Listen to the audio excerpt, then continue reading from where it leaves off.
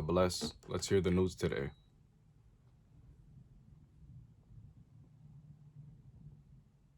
צה"ל תקף כעת בעוצמה את המתקן הפטרוכימי הגדול ביותר באיראן שנמצא בעיסאוויה.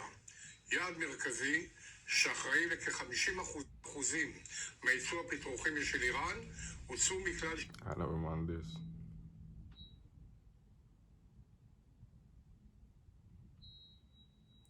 Israel is hailing the deaths of two top Iranian commanders in a series of intense strikes. This, as Israeli forces are now pushing further north into Lebanon as the war with Hezbollah escalates. Here's DC Bureau reporter Ross Ketchke.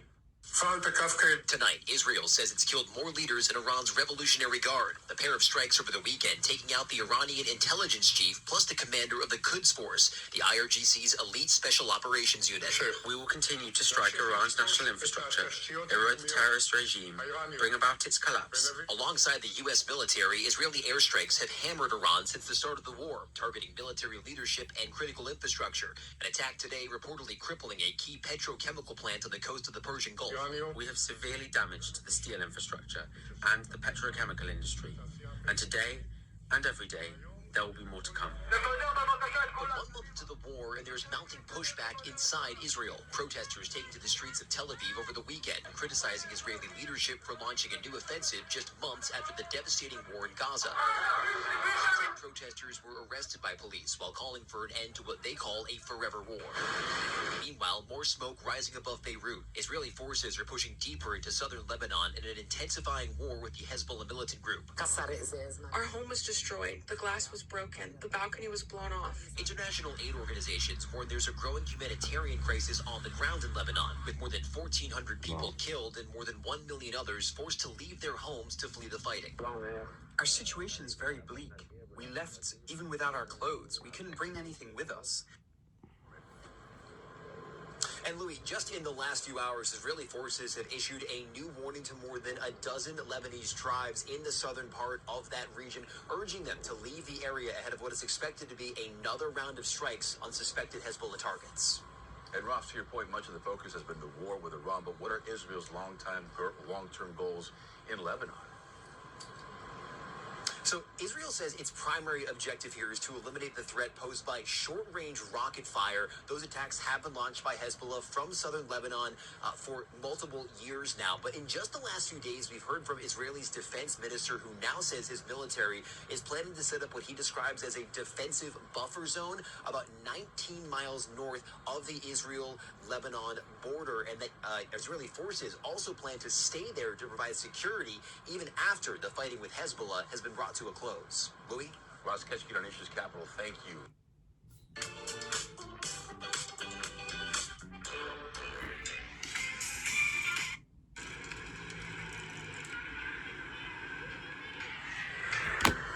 Last summer, the balance of forces are frozen. Whatever happened, and they cannot say we had a boring period of campaign in the last few months. We didn't. So Viktor Orban became very, very active since last summer, and whatever he did, he could hold his own voter base together, keep them together, but he failed to attract new voters to the Fidesz voter camp. So it's really hard to imagine now what else they can do in order to attract new voters, or at least to tempt back their previous voters who left them in the last few years. A keresztény európai népek családjának.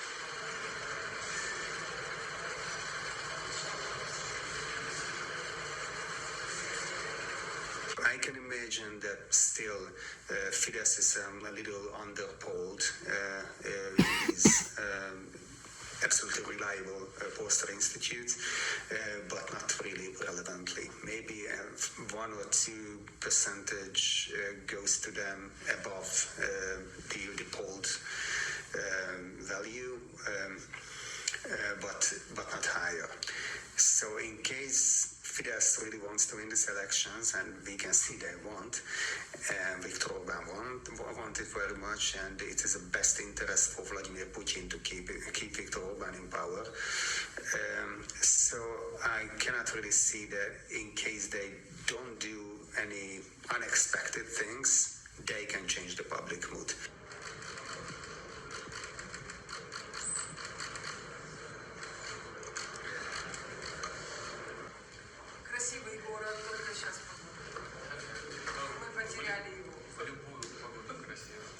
It will be a huge symbolic loss for them, but I think the bigger fish to fry is the French election. So I think the far-right parties are focusing on that because that would be the turning point in Europe if Marine Le Pen or Jordan Bardella would come on top in the French presidential election. But evidently, Prime Minister Orbán has spent a lot of money and effort on building his image as one of the leaders of the far-right movement.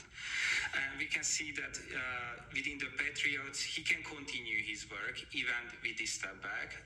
Just looking at what happened in Slovakia, in the Czech Republic, these illiberal leaders can quickly come back to power.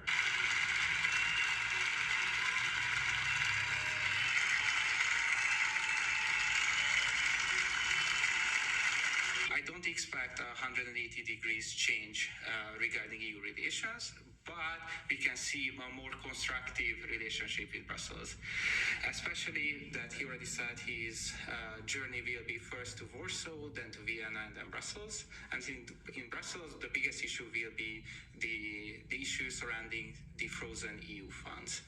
I think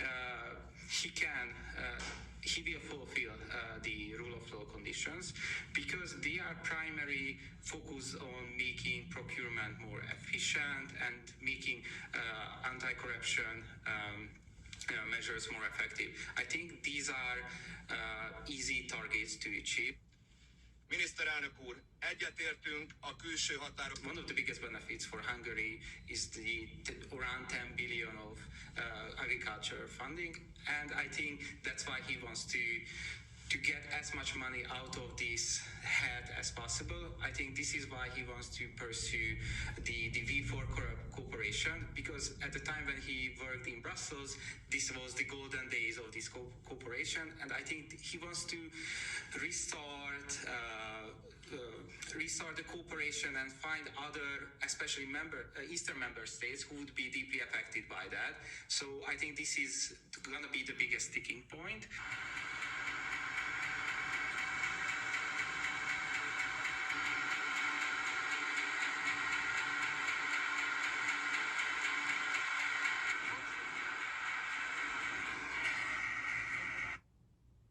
I set out on a journey to create a product that would help people update their homes as a single mother on a Hi everybody, I'm Brittany Lewis, breaking news reporter here at Forbes. Joining me once again is Behnam Ben Taleblu, the Senior Director of the FDD's Iran program. Behnam, thank you so much for coming back on. Always a pleasure to be with you, Brittany. Thanks for having me. I always really appreciate getting your perspective of where we are in the conflict with Iran. Right now, it's about 5.5 weeks into the war against Iran, and I want to get your perspective. I do want to start with this morning. Right now, you and I are talking. It's Tuesday late morning, and President Trump posted a really ominous message on Truth Social. He posted this: "A whole civilization will die tonight, never to be brought back again." And he posted this just under 12 hours before his self-imposed 8 p.m. Eastern time deadline for Iran to reopen the Strait of Hormuz, or they face demolition of every bridge and power plant in the country. This came after an expletive-laced post on Easter Sunday. He said that Tuesday will be Power Plant Day and Bridge Day, all wrapped up in one. In Iran, there will be nothing like it. Open the effing strait, you crazy bastards, or you'll be living in hell. Just watch. I obviously censored myself there. The president did not in that Easter Sunday post. But when you're hearing all of that, what do you make of the moment we're in right now? You know, no doubt, I think President Trump is trying to signal resolve to the government of the Islamic Republic. The challenge with these messages, particularly the Easter Sunday one, is that if you translate it to Persian, it kind of sounds like desperation. And with the regime still able to fire missiles and drones, and with the regime still kind of controlling who does and does not enter the Strait of Hormuz, that actually might give the regime a bit more wind beneath its wings, even if only for propaganda purposes. Now I want to pivot to the more recent post or tweet or statement, which was somewhat contradictory. I mean, we should not at all, as a country, particularly a country that claims to stand with the Iranian people, be talking about civilizational erasure of anyone, certainly not at all of a population that we claim to defend. The irony is that the media is also missing the end of that very same statement where President Trump said, God bless the people of Iran. And yesterday, both from outside the White House and behind the podium inside the White House, President Trump really knocked it out of the park when he stood with the Iranian people, when he rightly denigrated this regime. So one can only hope that the targeting is things of civilizational value to the regime.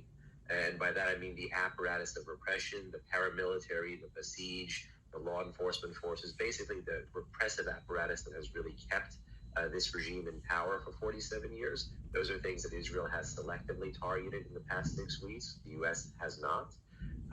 But that would be a bit more of an optimistic reading at this point, given the president's own zooming in on critical infrastructure and infrastructure like bridges, tunnels, roads, and power plants.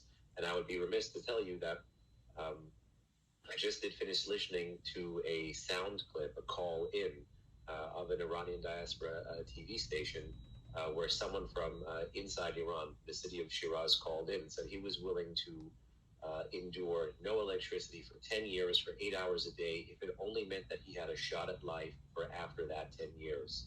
So no matter the conflict, no matter the duration, no matter the costs, I think what is missing here is the sacrifice that the Iranian people have been making and continue to make. And that's why it's imperative that whatever comes our way militarily, and we're not advocating for anything, but whatever comes our way militarily, because we are now in a shooting war for 6 weeks with the Islamic Republic of Iran, whatever happens has to be nested into a larger strategy that pushes past this state and empowers the pro-American street. Otherwise, whatever happens will be self-defeating, no matter the military victory that the president thinks is coming his way. You made a good point. I do want to read President Trump's full post from this morning and then get a perspective on it, because he said this: a whole civilization will die tonight, never to be brought back again. I don't want that to happen, but it probably will. However, now that we have complete and total regime change, where different, smarter, and less radicalized minds prevail, maybe something revolutionarily wonderful can happen. Who knows? We will find out tonight, one of the most important moments in the long and complex history of the world. 47 years of extortion, corruption, and death will finally end. God bless the great people of Iran. So I'm curious, I want to get your take on, if I'm an Iranian right now in Iran, I am against this regime. I want regime change. I want this regime out.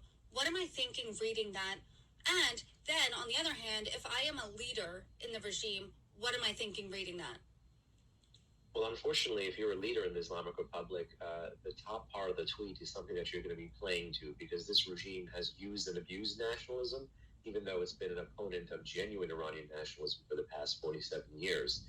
And to that end, if the president talks about civilizational erasure, all it really needs to do is to kind of keep its cadre of pro-regime people, or people who have been unable to draw a distinction between the people and the regime, and really push them to the front lines of its strategic communications, of its social media, as they have been, unfortunately, for the past couple of weeks. You've seen even regime media bring women who are uncovered or improperly covered vis-a-vis their hijab, people claiming that they were not advocates for the Islamic Republic, but now that they're quote-unquote manning police and besiege checkpoints against their own citizens. The Islamic Republic is trying to create the imagery of continuity of government and of unity between state and society, when in reality this government is operating as a zombie regime, and there couldn't be a bigger chasm between state and society in Iran today. Iran is home to really one of the most nationalist populations on earth, certainly in the Middle East. And so if you are a member of that population inside Iran, you are seeing your country being bombed, but you are correctly assessing, in all likelihood, you don't like that, but you're correctly assessing that it's the policies of the government of the Islamic Republic that got you there. And the chips will fall exactly where they fell before the conflict, which is, if you were pro this regime before, you are pro this regime now, but for the large swaths of the population that was already anti-regime, your enmity, your animosity with this regime has only deepened and will continue to deepen, because these are the literal policies that they have wrought. Even in that rather kaleidoscopic and contradictory message from the president, we're trying to be as polite as possible here, the Iranian government still has an off-ramp, yet they won't even take that off-ramp. They won't even take the off-ramp that can save themselves, let alone save the nation. That speaks volumes. Publicly or privately, why is Iran not taking that off-ramp? Why aren't they going the negotiation ceasefire route? Because they have rejected ceasefire proposals time and time again in recent weeks. They've continued to strike countries in the region. President Trump said that 8 p.m. deadline. You're reading this, there's no doubt that this is incendiary language here. Do you think, A, that is the right approach to diplomacy here, and B, is that going to bring Iran to the table? Because it seems like every time President Trump has these deadlines or these tough words, the Iranian regime has more and more resolve and has a more hardened approach, at least publicly. Yeah, I really think it's a mistake to make America look like a deadline-driven superpower or a penny-pinching superpower. I think the more chaos you cause in the mind of your adversary rather than the mind of your allies, that's really when you can win the public diplomacy fight. That's really when you can win the messaging fight here.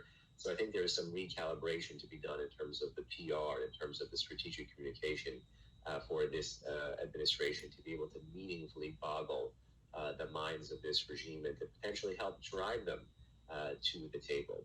No doubt, in a place and in a time when it's not necessarily the negotiating table that is dictating the terms, but it's the multiple battlefields, it's the Persian Gulf, it's the territories of the region, it's the energy market, it's all of these different things. In that time, this regime has every incentive to play to the edge. And make no mistake, that rump regime that remains today, those are a hard ideological core that believe if they don't swim together, they will sink together. And to that end, this is a regime that is likely to continue fighting, which means that Washington has to really invest in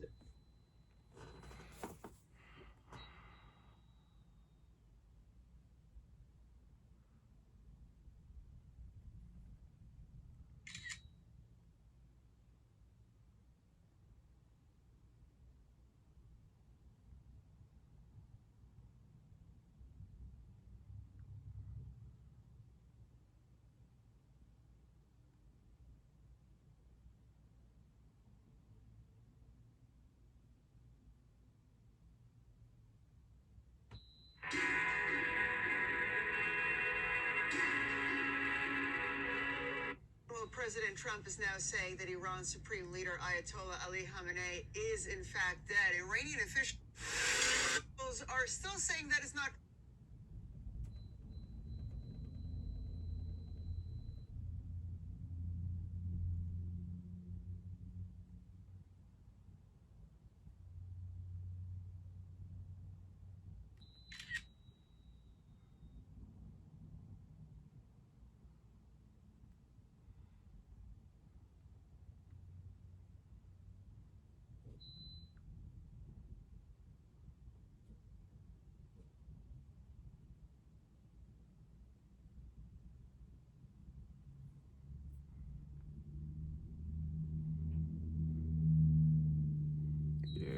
I'm gonna leave it like that. God bless. Stay in tune. More videos will come out.